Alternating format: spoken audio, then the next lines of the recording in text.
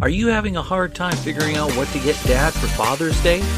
Shop now at sportshistorynetwork.com/row1 and save 15% off your order when you check out Row 1 Brand's Vintage Sports Pictorium Gallery. They have America's best sports art.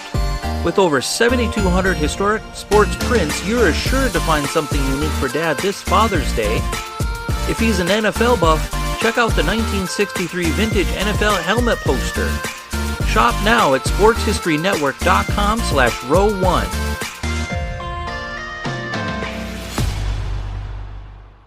This podcast is part of the Sports History Network, your headquarters for the yesteryear of your favorite sport. You can learn more at sportshistorynetwork.com.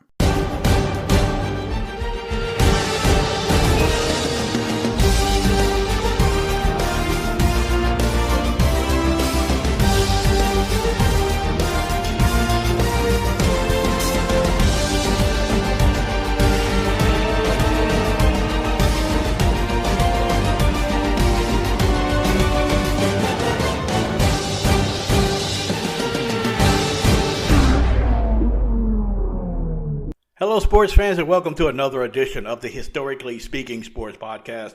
I'm your host, Dana Auguster. Glad to have you along as we take a look at some of the highlights of sports history as we take them 1 week at a time. In this week's show, we will concentrate on the days or the week thereof of March the 21st through March the 27th, which includes UCLA's continued basketball dominance in the NCAA tournament, as well as a team from Seattle winning the Stanley Cup, and also the beginning of a tradition unlike any other. But first, this week's main event.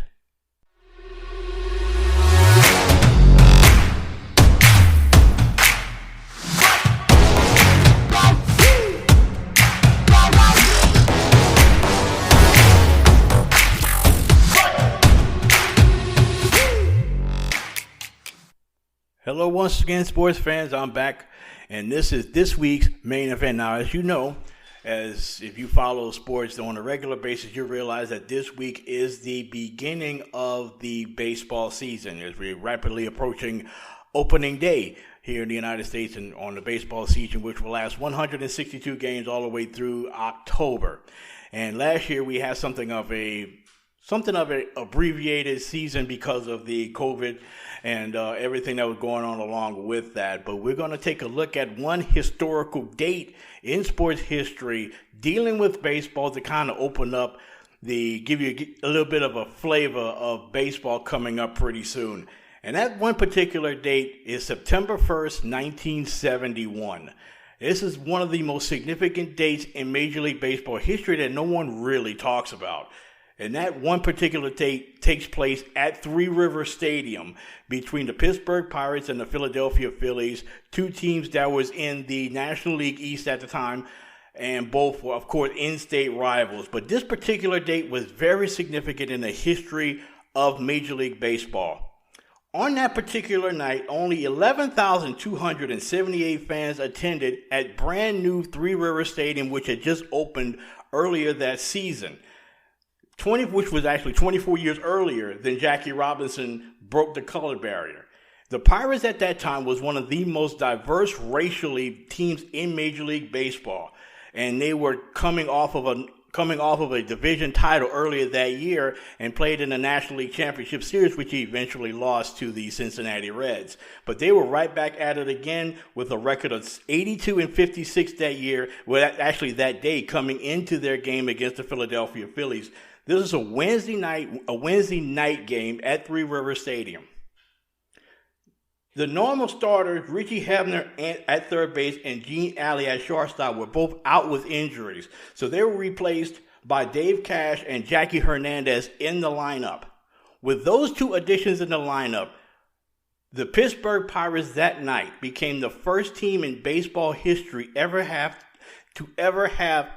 their entire starting lineup made up of African Americans and Latinos. Every position, all 9 players on the team on the field that night were either African American or Latino. That had never happened in the history of Major League Baseball. Truly showing how diverse that team really and truly was. With the replacements in the lineup, manager Danny Murtaugh sent up this lineup to the umpire, and this is how it looked. Leading off at second base was Rennie Stennett. At center field, batting second was Gene Clines. Batting third at right field was Hall of Famer Roberto Clemente. At left field was a fellow Hall of Famer, Willie Stargell, who was instrumental in leading the Pirates to the 1979 pennant and World Championship. Batting fifth was All-Star catcher Manny Sanguian. Third base, Dave Cash. Batting seventh was first baseman and fellow All-Star Al Oliver. Batting eighth is the aforementioned at shortstop Jackie Hernandez, and pitcher Doc Ellis, who earlier that season pitched a perfect game against the San Diego Padres in San Diego. So with that lineup, the Pirates became the first team in Major League history to have an all-black and Hispanic lineup. So as the game went along, not too many people really noticed until the game was well underway. And one story that came out of that was during the game, probably around the third or fourth inning, when Al Oliver was sitting next to Dave Cash on the bench, and he said, I don't know if you noticed this or not, but we got all brothers out there. And come to find out, no one had really noticed it until the game was really underway, and people started to notice, and there was a big write-up about it in the Pittsburgh Courier the very next day. So as it turned out, the game ended up being something of a seesaw battle, especially in the early innings. The Pirates trailed 2-0 after the first inning when Doc Ellis gave up 2 runs in the top of the first, but the Pirates were rallied with 5 runs in the bottom of the first to give them a 5-2 lead. Philly would answer with 4 more runs in the top of the second, but Pittsburgh would answer once again with 3 in the bottom half of that inning to make the score 8-6 after the first 2 innings. Yet the pitchers would settle in and the bats would kind of quiet down as the Pirates would hold on to a 10-7 win. The Pirates would move on and capture another division title, their second consecutive National League East title, and in the process would face the San Francisco Giants in the 1971 National League Championship Series, which they would win in 4 games. After that, they would move on to the World Series, where they would face the Baltimore Orioles, in which they would knock them off in 7 great games, as Roberto Clemente would be named the series' most valuable player. To say that this was a springboard for that championship run that the Pirates would have, capturing their 4th World Series championship in their team's history, that's not too hard to say, but I would say this, that was one of the most important moments, not only in Pirate history, but also in the history of baseball and the history of sports in this country. This week's main event, this was simply a historically decisive moment in the history of the sport, but at the same time, almost overlooked, but no less significant. And now, this week's Top 5.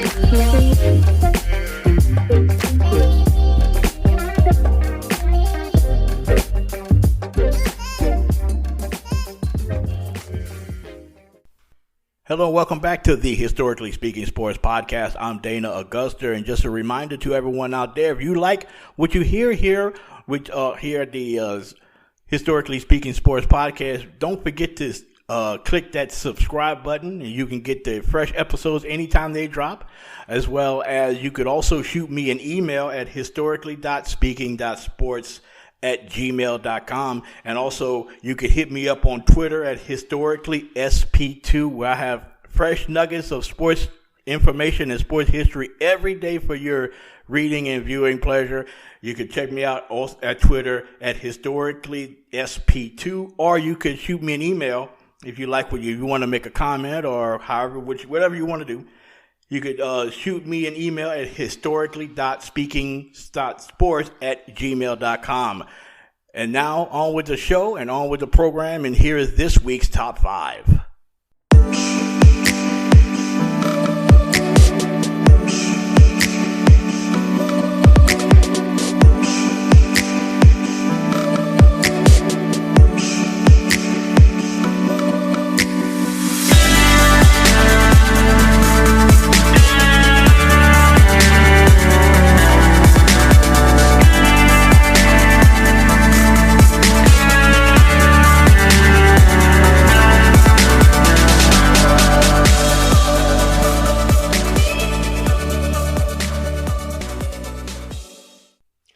Hello, and you are welcome back to the Historically Speaking Sports Podcast. I'm your host, Dana Augusta, once again. And right now, we're going to take a look at the top 5 events and headlines from the week of March the 21st through March the 27th throughout all of sports history. And starting off at number 5 this week is 1917 Stanley Cup Finals between the Seattle Metropolitans of the Pacific Coast Hockey Association. They took on the Montreal Canadiens, of course, of the National Hockey League. And even the Canadiens were a power back then, but they were no match for the Seattle Metropolitans as they became the first U.S.-based team to hoist Lloyd Stanley's Cup in the Stanley Cup Final.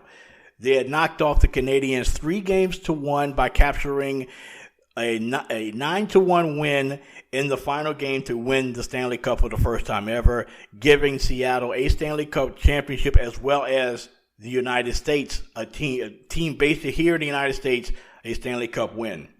The number 4 of the top 5 this week is Louisville Cardinals winning their first ever national championship, beating the UCLA Bruins 59-54 at Market Square Arena in Indianapolis.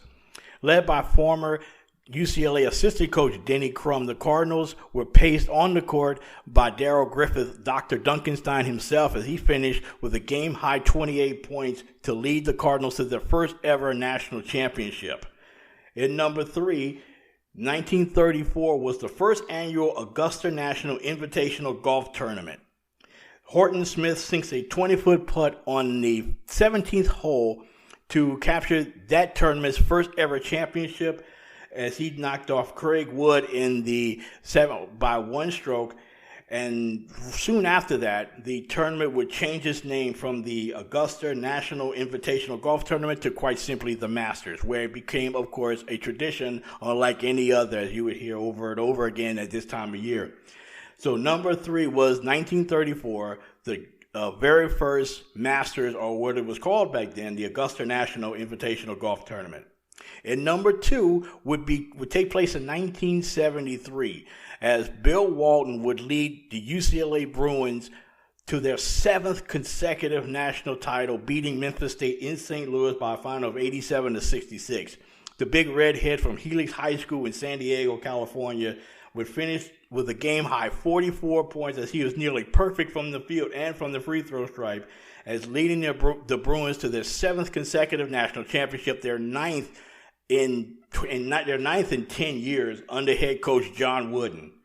And the number one thing that happened this week, the number one event that happened this week in sports history took place in 1956, where another great center by the name of Bill Russell would lead the San Francisco Dons to their 2nd consecutive national title, beating the University of Iowa 83-71. Bill Russell, of course, was the linchpin of that great Dons team, along with Casey Jones, and they would team up later on in the NBA with the Boston Celtics. But on this night, it was Bill Russell's just dominant force leading the Dons to their 2nd consecutive national championship under head coach Phil Woolpert. And that is this week's top 5.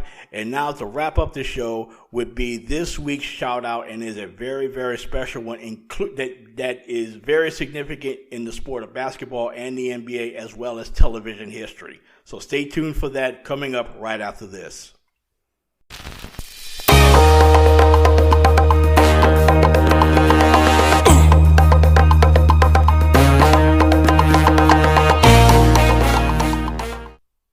All right, ladies and gentlemen, and we're going to close this week's edition of the Historically Speaking Sports Podcast with, of course, a shout out. And this shout out is a very, very special one, to say the least.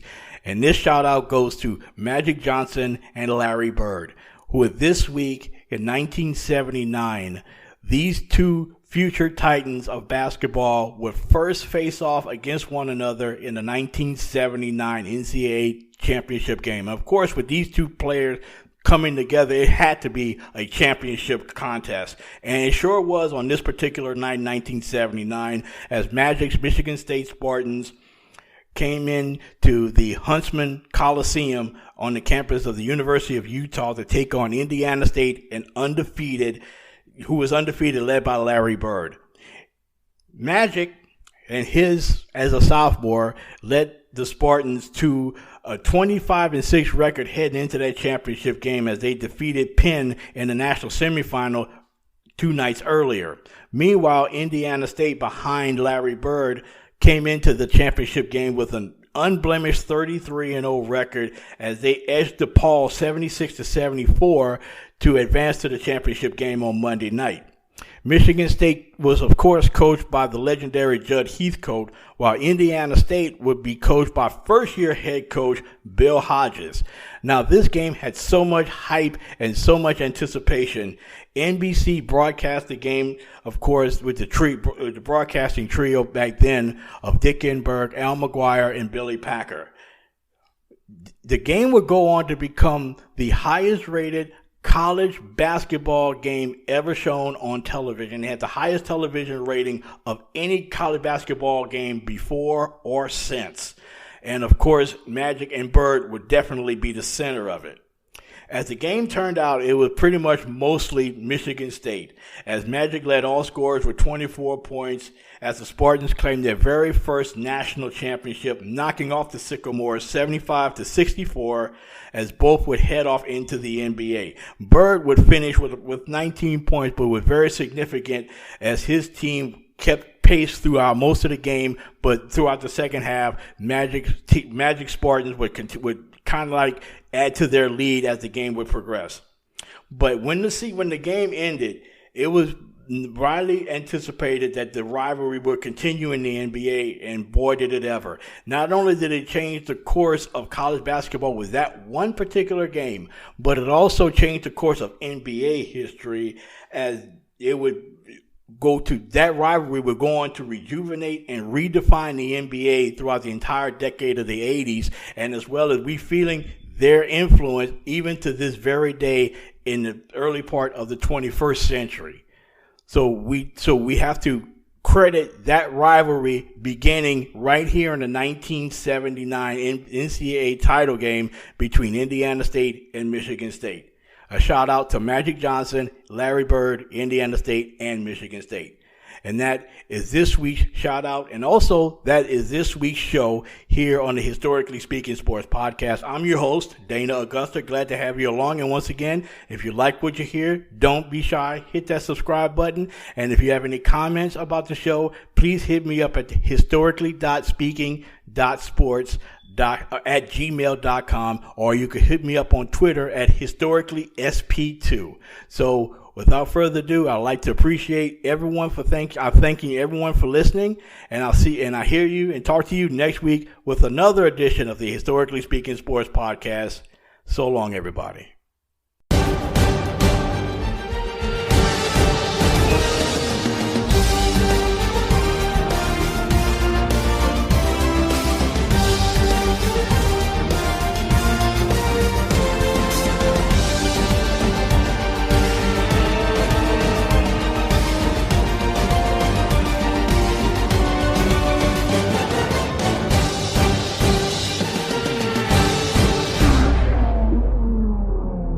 We here at the Sports History Network proudly partner with 26 podcasts, all revolving around the history of sports. But did you know that many of our hosts were sports history authors way before they started their shows? It's true. We've got Joe Ziemba, host of When Football Was Football, Joe Zagurski, host of Pro Football in the 1970s, Mark Morthier, host of Yesterday Sports, Tommy Phillips, host of Lombardi Memories, and Scott Adamson, co-host of From the 55-Yard Line. All these authors have many books for you to choose from. To check them out, go to our website at sportshistorynetwork.com/sportshistorybooks. Pick up your copy today. Soundtrack provided by Kevin MacLeod of filmmusic.io.